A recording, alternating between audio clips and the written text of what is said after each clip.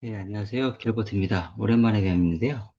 그, 거의 한 6개월 만인 것 같아요. 네, 최근에 좀 많이 바빠서 프로젝트를 소개를 못하고 그냥 넘어가는 경우도 있었는데, 오늘은, 최근에 그 잠실동 인근의 지역 분위기랑 해서 프로젝트 두 개를 소개를 짤막하게 하고자 합니다.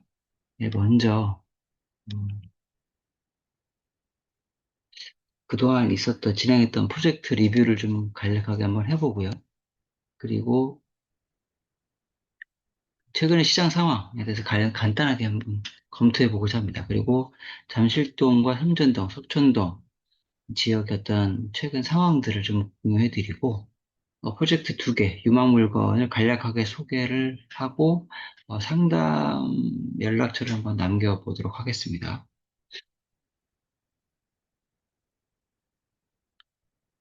예, 제가 신축이랑 구축을 잘못 썼는데요. 예, 8기 같은 경우에는 이제 잠실동 321번지대 구축 빌라를 공동으로 매입하는 프로젝트입니다. 아마 저를 좀 몇 번 보셨던 분들은 아마 이 프로젝트가 어떤 형태인지를 잘 알고 계실 거예요. 네, 구기 같은 경우에는 잠실동 317번지대에 제가 직접 짓는 신축 빌라 프로젝트입니다. 그때까지 제가 이제 주로 구축 빌라를 공동 매입하는 형태의 어떤 프로젝트를 진행을 했었고, 많은 분들이 만족해 하셨어요. 대략 한 130분 정도가 참여를 하셨고, 작년 5월부터 시작을 했었습니다. 네, 지금은 이제 갭 인력대 투자하신 분들이 이때 많았었는데요. 지금은 이제 갭 삼전동 같은 경우는 갭이 지금 5억대를 꽁충 뛰었습니다. 7번의 프로젝트를 진행을 했고, 그리고 최근에는 이제 제가 빌라를 이제 신축을 해서 7번째 프로젝트는 이미 마감을 했고요. 그래서 마지막에 한 것이 7번째 프로젝트였는데, 지금 이제 8번째 구축 프로젝트, 그리고 9번째 신축 프로젝트를 소개하고자 합니다. 네. 최근에 그 분양가 상한제의 역설이라고 해서 신문 기사화된 걸 많이 보셨을 텐데요. 서울 그 주요 단지 84제곱미터의 최고 분양가가 보시는 바와 같습니다. 노량진 6구역과 8구역이 거의 25억, 27억 정도 되는데요. 이건 사실 그 반포동에서 일반 분양가보다 높은 수치나 비슷한 가격을 나타내고 있어요. 그래서 특히 흑석동 같은 경우는 반포동을 뛰어넘는 일반 분양가를 나타내고 있는데, 아무래도 그 분양가 상한제가 특정 지역에서만 제한되고 있다 보니까 그 주변 지역에서 신축 분양하는 것들이 가격이 이렇게 많이 올라가고 있는 상황입니다. 최근 5년간 서울 지역 평균 분양가가 5년 전에 비해서 80% 정도 지금 상승한 상황입니다. 좀 전에 말했던 노량진 구역을 좀 보시면요. 지금 거의 다 관리처분 인가가 나고 있고, 그래서 실거래가 실투자금액은 거의 20억대가 넘습니다. 보시면 이쪽이 8구역, 아크로 리버스카이, 그리고 이쪽이 오른쪽 아래가 6구역입니다. 라클라체자이, 드파이라는 브랜드를 아마 최근에 생겨난 거에서 생소하신 분들이 많을 텐데, 최근 연희동부터 시작을 해서 많이 나타나고 있네요. 거의 15,000세대가 넘는 미니 신도시급이기 때문에 노량진이 지금 최근의 그 분위기랑 맞물려서 좀 각광을 받고 있습니다. 입주 기간이 5년 이내인 만큼 아마 투자금이 상당할 것으로 이제 상당한 지역이죠. 최근 기사인데요. 이제 노량진이 25억 통했다. 후속단지가 눈높이가 상향될 것이다. 특히 장애동 얘기가 나오고 있는데 프로지오 마크원 옛날 19역이에요. 정광훈 목사의 그 사랑의 교회가 이제 때문에 좀 고생을 좀 하셨던 19역인데 여기가 이제 대박이 났습니다. 왜냐하면 최근 분양가 17억을 상정을 해도 분양이 완판될 것으로 예상이 되기 때문에 아마 이 정도 일반 분양가가 정해질 것으로 보입니다. 과거에는 10억이 안 됐었어요. 분양을 하려고 했을 때는. 지금 분양가가 7, 8억 정도 올라가 있는 거기 때문에 사업성이 굉장히 높아졌습니다. 성북구인데요. 뭐 서울 중심가에서 좀 약간 떨어져 있지만 강북구, 노원구, 도봉구보다는 좀 광화문 쪽에 더 가까운 곳이기도 합니다. 여기서 장이 뉴타운, 과거에 장이 뉴타운이었죠. 많은 곳이 중단이 돼 있는데 이쪽은 먼저 개발을 했었고요. 나머지들은 최근 들어 속속히 재개발 해제 구역에서 어, 다시 또 원복되기도 하고 다시 공공재개발로 지정이 되기도 해서 지금 많은 곳이 지금 진행 중에 있습니다. 여기 18억이라고 쓰여진 곳이 과거에 4년 전에 분양을 했던 장이자이 레디언트입니다. 4구역이었어요. 그때만 해도 일반 분양가가 10억이었는데 대거 미달이 났었습니다. 약 550세대가 미분양이었었고 그 사순위에서 다 마감이 됐었어요. 그때 사람들의 분위기는 좀 달랐어요. 이 지역에 있는 분들은 10억이 웬 말이냐였었고 다른 지역에 오신 분들은 역세권에 10억이 웬 말이냐, 너무 싸다. 라고 해서 다 줍줍으로 가져가셨어요. 근데 그분들의 판단에 옳았던 것 같습니다. 지금은 약 18억에 거래가 되고 있고, 지금 장의자이 레디언트, 과거 4구역 바로 맞은편이 10구역인데, 관리처분 인가가 났고, 일반 분양가를 지금 약 17억에 상정하고 있어서, 사업성이 대박이 났습니다. 여기가 이제 사랑의 교회 자리인데요. 여기 제척 지역으로 제외되어 있습니다. 아마도 이거 딴 얘기긴 하지만, 성북구 쪽에 관심이 있는 분들은 장이동을 좀 잘 눈여겨보시면 좋을 것 같아요. 왜냐하면 이게 북서울 꿈의 숲이고요. 공원이고, 이쪽으로 동북선이 지나가는데, 왕십리까지 20여 분 만에 갑니다. 어, 근데 왕십리역에서 다시 강남까지 얼마 안 걸리기 때문에, 이쪽에 가까운 13구역이나 14구역이, 혹은 이쪽에도 또 구역이 있는데요. 이쪽 부근에 이 경전철 쪽에 가까운 구역에 관심을 가지시면 좋을 것 같습니다. 꿈에서 아이파크는 지은 지 꽤 오래됐는데, 좀 최근 분위기 때문에 호가가 많이 올라갔어요. 한 4억 정도가 올라갔습니다.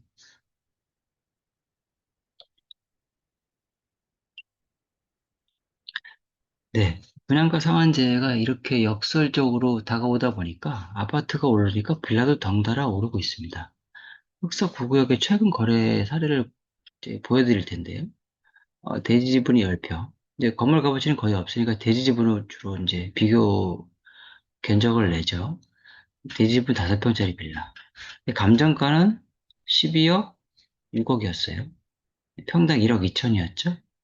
현재 매매가 마지막 거래 사례가 25억입니다. 분담금 빼고. 5평짜리는 22억이었어요. 좀 이상하지 않나요? 감정가는 6억 차이가 나는데 실제 거래가는 3억 차이밖에 안 나요. 즉 뭐냐면 프리미엄이 요건 13억이고 요건 16억이 된다는 얘기죠. 예.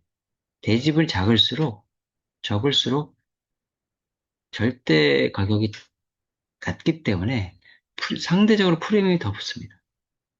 그러니까 2, 3억 정도 더 싸게 구입하더라도 분담금은 그렇게 큰 차이가 안 나기 때문에 이런 현상이 발생을 하는 거죠. 재개발 예정 지역의 어떤 프리미엄 패턴이 이렇게 붙습니다. 과거에도 마찬가지고 현재도 마찬가지네요. 근데 이렇게 고부장가 시대, 뭐 5년 동안 80%가 올라가는데 어떻게 해야 되냐라고 했을 때 사실 면밀히 따져보면 이미 조합원에게는 유리한 시장이 돼버렸어요. 왜냐하면 일반 분양가 상승은 조합원의 수익 증가로 이어지기 때문에 사업성이 높아집니다. 결국 조합원한테는 좋은 호재로 작용을 합니다. 근데 조합원이 아닌 사람들에게는 별로 좋은 일이 아니죠. 청약으로만 아파트에 접근할 수 있으니까요. 최근 뉴스 헤드라인을 한번 리뷰를 해보면요. 코로나 고점을 넘었다. 반도체 벨트, 뭐 용인 하나 마냥도 급등. 그리고 집값 상승률이 전 정부를 추월했다. 문정부를 추월했다. 당분간 새집 없다. 노원구의 서울원 84 타입이 18억입니다. 그리고 뭐 전세값이 최근 1년간 7% 급등했다. 광진구 재개발이 속도를 낸다. 특히 전용 2구 타입이 16에서 18억대다. 자양사동, 한강변에 있는 자양사동은 지금 20억이 넘죠. 이런 뉴스를 볼 때마다 사람들이 대부분 비슷합니다. 고민하는 것들이. 아파트를 사야 되나? 근데 현실은 대출이 안 나와요. 대출 이자를 갚기도 버겁겠지만 많은 금액이 대출되지 않습니다. 근데 빌라는 잘 모르겠어요. 빌라에 살아본 적 없는 분도 많이 계시고, 근데 또 아는 지인은 빌라를 샀다고 합니다. 이러다가 고민이 끝나요. 멈추죠. 다시 포모를 느낍니다. 대부분의 분들이 이런 패턴으로 고민을 하시다가 그냥 고민이 끝나버리는 경우가 많죠. 제가 이제 현장에 있으면서 요새 최근에 느끼는 것들은 어떤 게 있냐면, 자산 계층이 좀 굉장히 다변화되고 있다는 걸 느끼고 있어요. 그래서, 어떤 거냐면, 아주 먼 과거에는 이제 뭐 예를 들면 고려 말에 신진사대고 굉장히 새로운 계층이 태어난 거죠. 정권이 이제 나라가 바뀌면서 그때 그리고 또 일제시대 어떤 친일 상업가, 친일 자본가 뭐라고 표현을 하기도 하지만 이때는 이제 권력과 부를 거의 동시에 얻는 그런 어떤 체제였다고 이제 평가를 할 수 있다면 가까운 과거, 뭐 아주 가까운 건 아니지만 군부 독재 시절의 어떤 기업가, 그분 권력은 갖지 못했지만 이제 그 후에 몇십 년 지나서 재벌이 됐죠, 지금. 그 닷컴 시대, 2000년대 초반의 닷컴 시대에 어떤 인터넷 그 열풍을 타고 사업에 성공하신 분들, 인터넷 기업가, 꽤 많죠. 우리가 모르는 사람도 꽤 많을 겁니다. 최근에는 굉장히 많은 소식들이 들려오고 있어요. 코인, 미국 주식 등등등. 그게 진짜일 수도 있고 아닐 수도 있겠습니다만, 가장 가까이 강남 아파트를 가지고 있는 사람들, 없는 사람들, 나뉠 수 있죠. 그 코인으로 대박이 난 사람들. 물론 몇천 명 정도 수준이겠지만, 그래도 뭔가 구분이 될 수 있는 사람들이 있습니다. 그 미국 주식 투자자, 또 인터넷 쇼핑몰로 대박을 친 분들. 이런 분들이 꽤 많아지고 또 다른 사람들과 구분이 됩니다. 제가 현장에 있으면서 문득 떠오른 생각이, 앞으로 4, 5년 지나면 서울에 집은 몇 평을 가지고 있는 사람과 그렇지 않은 사람들로 갈릴 수 있겠다라는 생각이 좀 들더라고요. 구체적으로는 이제 빌라를 가지고 있냐, 아니냐. 아파트면 제일 좋겠습니다만, 그거에 따라서 자산 계층이 구분이 되지 않을까. 그런 생각을 해봅니다. 예, 그래서 작년, 이제 1년 전보다 지금 투자 금액들이 계속 늘어나고 있어요. 근데 물론 저는 이제 개인적으로 가성비를 추구하기 때문에 그래도 입지에 비해서 저렴해 보이는 곳을 이제 소개하기도 했고, 마포, 그리고 성북구도 소개를 했지만, 그래도, 핵심 지역에서 좀 저렴한 매물을 찾는 게 가장 좋다고 보여집니다. 가능성이 높은 곳에서 그래도 가격적인 메리트를 좀 찾아보는 게 제일 좋을 것 같습니다. 작년에 비해서 삼촌동 같은 경우는 거의 갭 금액이 3, 4억이 지금 오른 상태예요. 근데 아마 이것도 동의서를 걷게 되면 아마 가격이 또 올라갈 것 같습니다.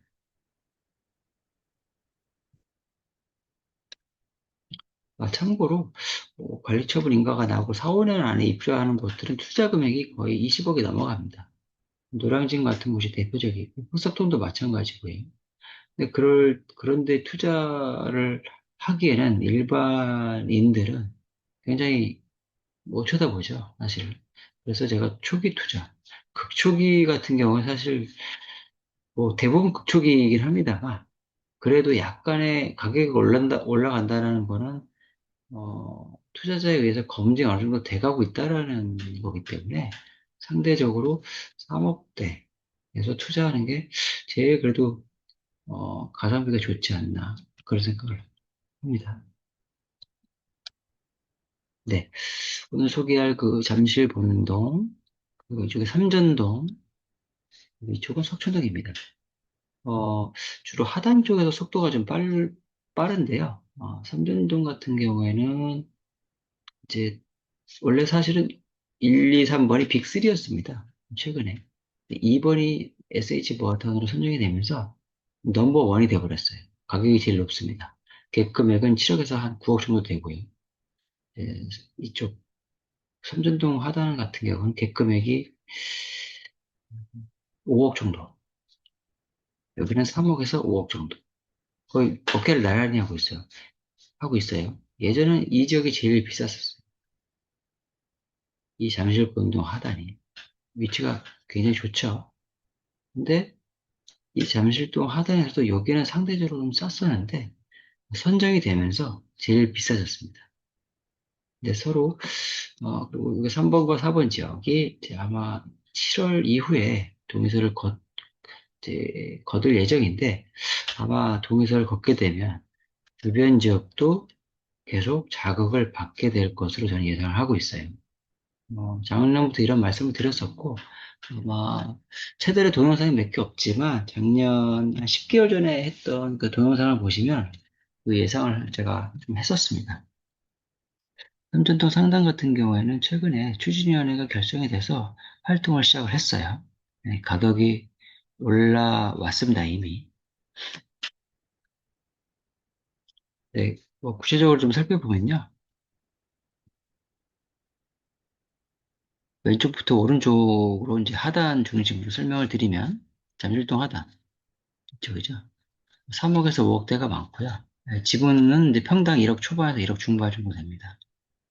근데 매물이 없어요, 사실은. 많지 않습니다. 그리고 잠실동 하단 SH 모아타운 선정지역, 여기입니다. 여기인데 한 900세대 정도가 들어올 것으로 예상이 되는데요. 갭이 7억에서 9억대 정도 됩니다.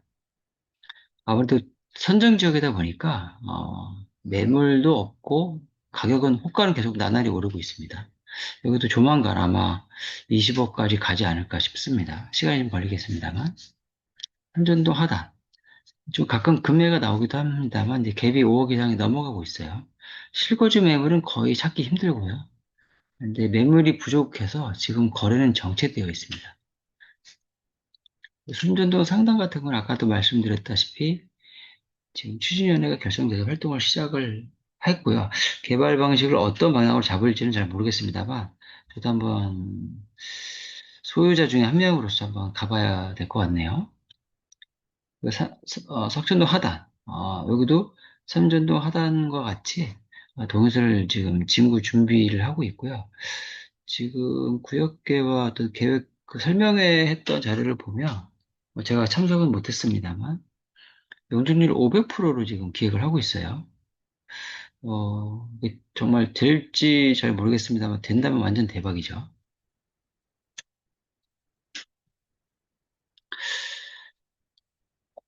네, 아까도 말씀드렸다시피 빨간색 지역에 프로젝트 두 개를 소개하고자 하는데요. 315번지 일대입니다.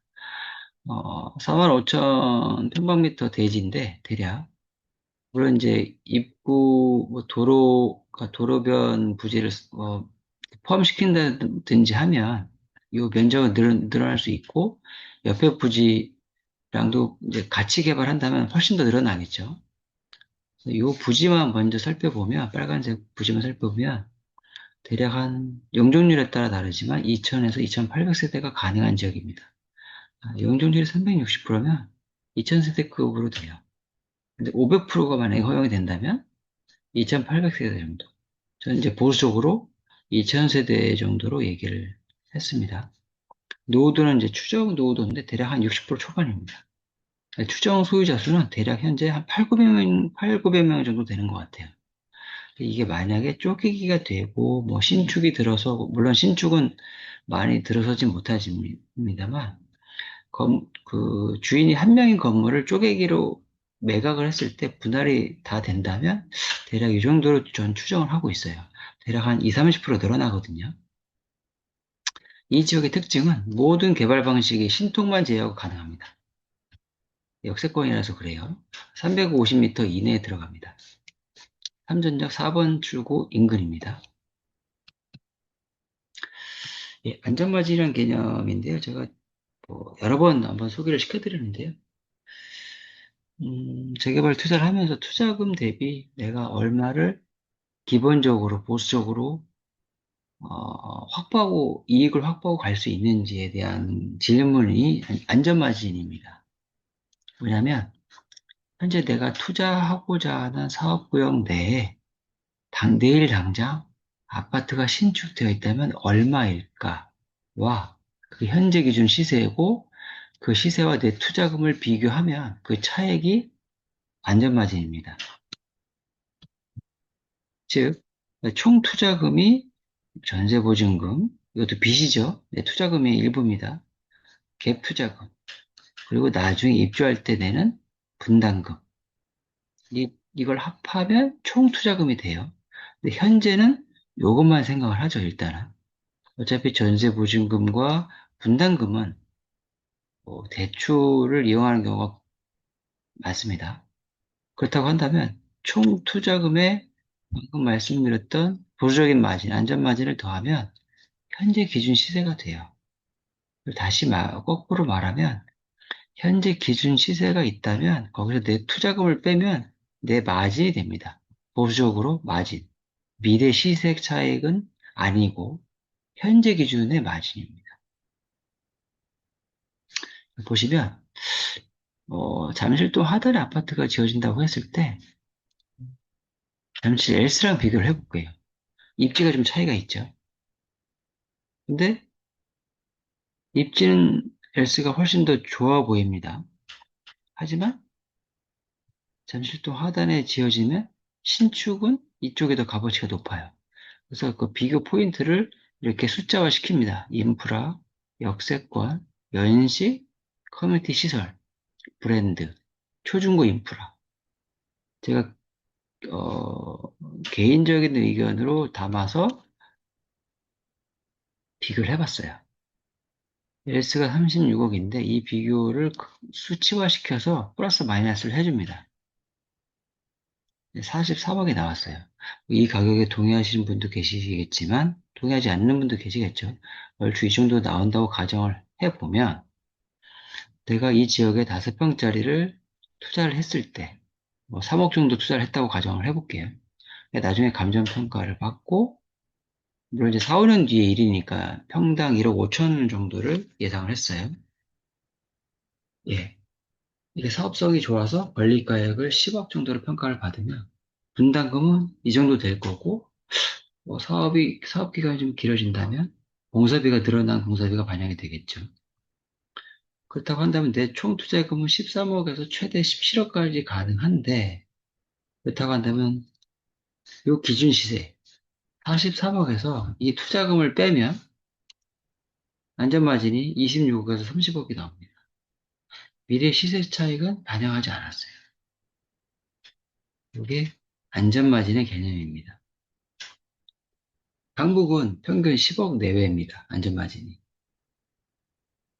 뭐 7억에서 10억 정도 사이가 많고요. 근데 강남으로 오면 이게 20억대로 뜁니다. 그런 사실을 좀 알아두시고 판단하셨으면 좋겠습니다.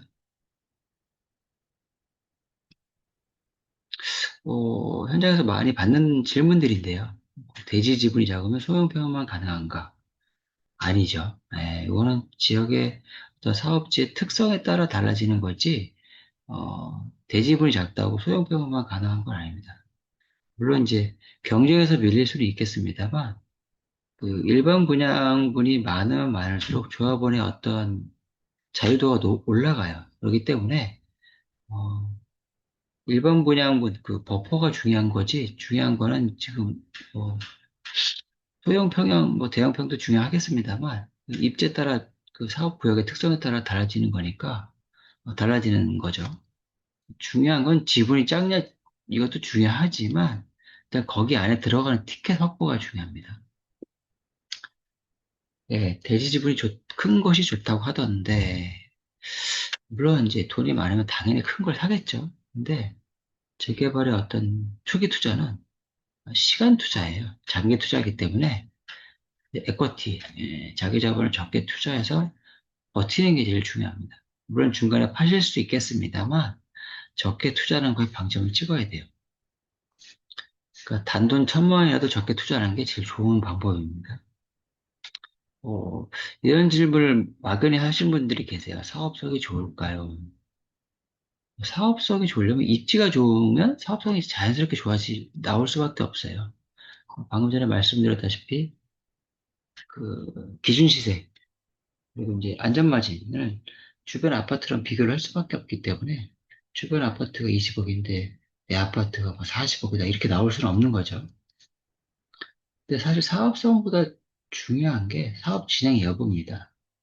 사업성이 뭐 빌라가 신축 빌라가 들어서서 사업성이 나빠진다 뭐 이런 말을 할 수도 있는데 사업성도 중요하지만 제일 중요한 건 사업이 진행돼야 사업성의 의미가 있겠죠. 사업 진행 여부가 제일 중요합니다. 근데 사업 진행 여부는 어떤 것으로 판가름 나냐면 그 해당 지역 주민들의 관심과 열망입니다. 이게 제일 중요해요. 이게 동의율로 나오겠죠. 근데 이게 높으려면 인근의 어떤 지역의 빌라 가격이 상승하는 걸 봐야 됩니다. 보면 자극을 받을 수밖에 없어요. 서로 어깨를 나란히 하면서 가격이 올라갈 수밖에 없는 뭐 사업도 진행되게 됩니다. 네, 뭐 내가 가진 돈이 얼마인데 뭐 어떻게 하면 좋겠냐라는 이제 분들의 질문들이 꽤 많았었어요. 비슷한 사례 대표적으로 예시를 들어본 건데 사실 뭐 맞벌이 부부인데 아파트에 반전세나 전세 살고 있어요. 근데 포모가 오니까 아파트를 살까 이런 보신 분들이 계세요. 조심하셔야 될 게 원리금 상환이 들어가면 몇백만 원이 깨집니다. 네, 그러면 리피될 수가 있어요. 나중에 움직일 수가 없어요. 투자도 못하고. 차라리 자유도를 좀 높이면서 인서울 투자를 가성비 있게 하시는 게 어떨까. 근데 만약에 이미 샀다. 경기도 외곽에, 서울 외곽에. 그러면 이제, 한두 번 갈아타기를 적극적으로 하셔야 돼요. 왜냐하면, 물론 갈아타는 타이밍이 뭐, 한 두세 달이면 끝나기도 합니다. 뭐, 그렇게 마냥 기다려주질 않는데, 만약에 지금 산지 얼마 안 됐는데, 2, 3년 동안 매덕이 올랐다라고 하면, 파시고 상급지 아파트를 매수하는 겁니다. 근데 이것도 쉽지가 않아요. 상급지도 올라가 있을 수 있기 때문에. 대출 규제가 여전히 똑같을 수 있기 때문에 쉽지가 않아요. 일단, 그렇다고 두 번째 갈아타기죠. 아파트를 매도해서 얼마간의 수익을 챙기고, 비과세로.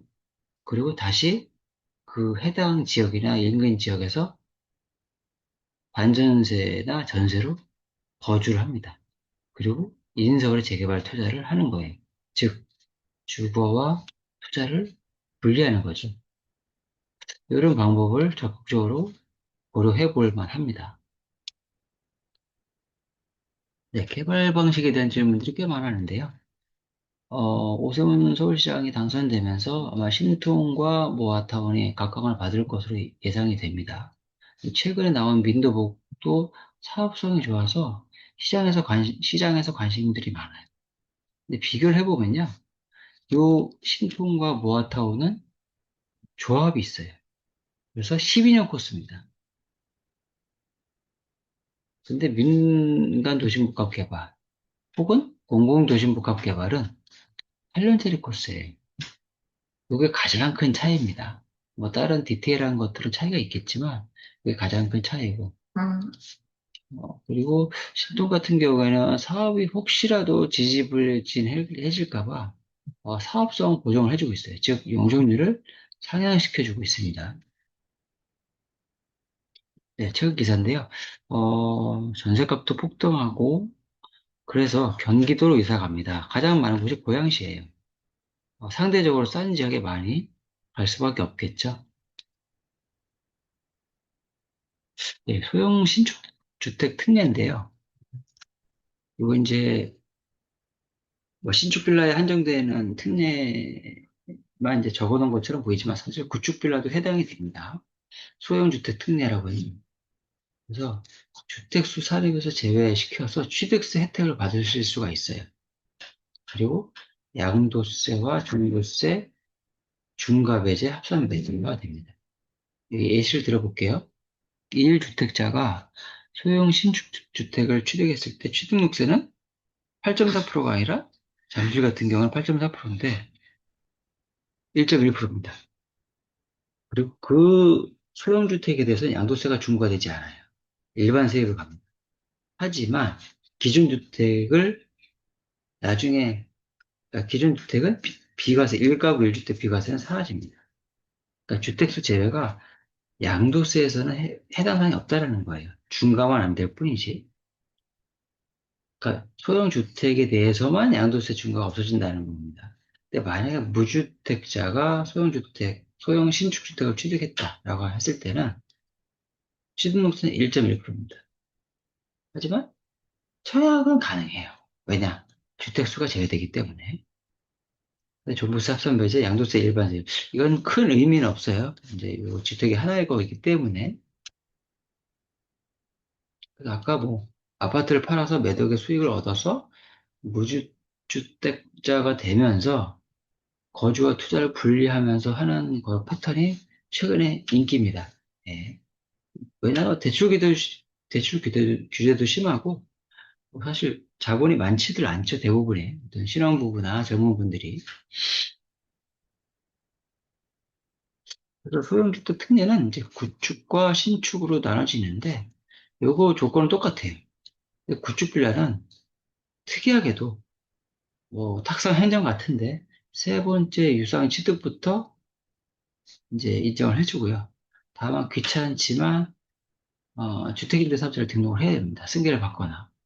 신축은 주택임대사업자에 관련된 내용은 없어요. 다만 시간적으로 27년 12월까지 준공된 주택에 대해서만 혜택을 줍니다. 개발 예정지 보면 이제 구축 빌라와 빌라 신축 분양이 혼재하는 타이밍이 발생을 합니다, 보통. 그래서 삼전동 하단 같은 경우는 거의 대부분 종료가 됐어요. 이미 뭐 예외적으로 지금 지으려고 하시는 분들도 한두 필지 보이는데 이제 어떻게 될지 모르겠습니다만 원리 산정 기준일 위험 때문에 사람들이 이제 많이 겁을 먹기도 하죠. 뭐 잠실동 하단 지을 땅이 별로 없겠습니다만 몇 개는 아직 가능한 것으로 보입니다. 삼전동 상단은 신축들이 지금 최근에 나타나고 있어요. 근데 하지만 역시 여기도 마찬가지로 지을 땅이 없기 때문에 공급은 많지 않을 것으로 여겨집니다. 보통 신축 빌라 같은 경우는 이제 보증금을 많이 받을 수 있기 때문에 투자금이 한 1억 정도 적게 들어가는 장점은 있어요. 하지만 빌라 분양 시장이 마냥 길지만은 않습니다. 왜냐하면 일단 토지가 부족하고요. 지을 땅이 없어요. 그리고 권리 산정 기준을 이슈 때문에 무작정 신축 빌라가 나타날 수도 없습니다. 그래서 보통 볼 때는 신축 빌라 시장이 어느 정도 3개월에서 6개월 정도 끝나면 이제 구축 매매가 급등을 하기 시작합니다. 이때는 구축이 잘 안 팔리겠죠. 신축 분양 투자금이 싸니까. 하지만 고객 공급이 딱 끊어지면 바로 전반적인 매매가가 급등하는 패턴으로 나타납니다. 지금 아마 삼전동 상단과 잠실동 하단이 그런 패턴 직전에 있는 것으로 보여집니다. 예, 7월 세제 개편에서 부동산 세제 개편이 분수령이 될 것으로 보인다라고 이제 예상들 하고 있는데, 장기 보유 특별 공제를 건드린다. 혹은 뭐 공정가액 비율을 조정을 하겠다. 뭐 이런 게 시장에서 예상을 하고 있어요. 근데 그 개인적으로는 그 장기 보유 특별 공제는 사실 인플레이션을 실질 소득에서 차감해 주는 건데, 이게 맞나, 이 방향이 맞나 싶은 생각이 좀 듭니다. 부작용이 또 일어나지 않을까 걱정이 돼요. 네, 이제 마지막으로 제가 앞서 말씀드렸던 구축 빌라 공동 매입 프로젝트와 신축 빌라 분양 프로젝트를 소개하겠습니다. 주소는 321번지 6번지고요. 요 빨간색 안에 테두리 내에 있는 파란색 지점입니다. 요 노란색은 신축이고요. 요거는 지난해 7기 프로젝트였습니다. 여기 구축 빌라, 신축 빌라. 네, 건물 모습이고요. 굉장히 그 주인분이 굉장히 깨끗하게 관리를 잘 하셨어요. 좀 복잡하지만 오른쪽부터 보시면 일단 분양가 4억 4천, 4억 3천 정도 되고 지분은 3평 초반대입니다. 계획은 이 정도 되고요. 주변에 이런 비슷한 조건의 매물이 거의 없어요. 그리고 매매가 6억, 지분이 5.78평, 6평에 가깝죠? 갭 금액은 3억 5천. 주변 시세보다 1억 이상 저렴합니다. 어, 있다고 하면 매매가 안 되는 것들일 거예요. 하여튼 이런 패턴을 제가 두 가지만 보여줘요. 203호 같은 경우에는 3.15평, 최대 전세 받을 수 있는 보증금, 물론 월세도 같이 받을 수 있겠습니다만 1억 3,986만 원. 그래서 매매 금액은 4억 4천. 만약에 세입자를 바꿔서 세입자가 교체가 된다면 3억 정도의 갭입니다. 자, 아래로 내려와서 이 건물은 현재 15세대만 오플이 되어 있고, 성격 급하신 분들이 먼저 지금 5세대를 계약을 하셨어요. 403호 같은 경우 1.5로 꽤 넓습니다. 전용이 8.99평, 9평 정도 되고요. 대지 지분은 5.78평입니다. 그 최대 받을 수 있는 이제 허그 보증 보험이 되는 대출 한도는 2억 4,444만 원. 그래서 매매가는 6억, 갭은 3억 5천 5백 정도 됩니다. 4.9평에 6, 7억 하는 게 요새 이 지역의 시세인데, 시세보다 훨씬 싸니까, 관심 있는 분들은 맨 마지막에 소개할, 공인중개사무소에 하셔서 상담을 받으시거나, 그냥 저한테 전화를 주시면 제가 상담을 해드리겠습니다. 네. 부기 프로젝트인데요. 이게 신축 성분양 프로젝트입니다. 제가 이제 아르카 자문실 3일치라고 명명을 했고요.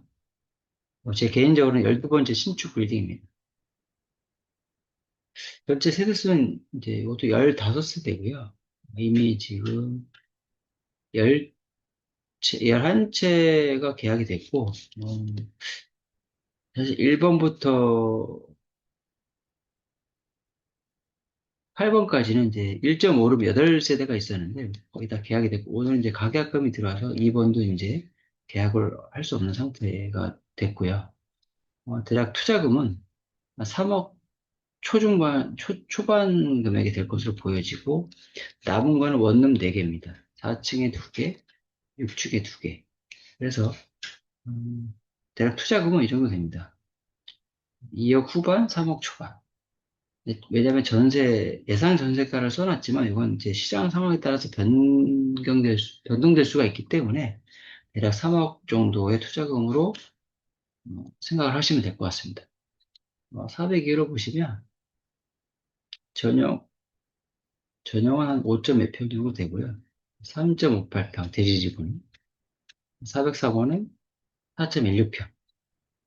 신축 빌라의 가장 큰 장점은 건물 값어치를 굉장히 높게 평가를 받을 수 있기 때문에 권리가액에서 똑같은 지분이라고 한다면 권리가액에서 구축 빌라보다 유리합니다. 신축 빌라 성분양이니까 도면을 좀 잠깐 보여드리면요. 2층과 3층에 도면인데요. 4개 호실이 있습니다. 1호, 2호, 3호, 4호. 여기를 보시면 화장실, 여기서 입구고요. 거실 겸 주방, 예, 방입니다. 화장실이고요. 4호도 마찬가지로 입구에서 거실 겸 주방, 화장실, 이쪽으로 들어가면 이제 방입니다. 이렇게 구성이 되어 있고, 4층에 보시면 이제 2호와 3호가 남아있는데, 이제 오픈형 원룸입니다. 5층은 다 나왔고, 6층도 보시면 조그맣게 테라스를 쓸 수가 있고요. 외부 테라스를. 1호와 2호, 역시 통원룸입니다. 네, 이상으로 프로젝트 소개를 마치겠고요.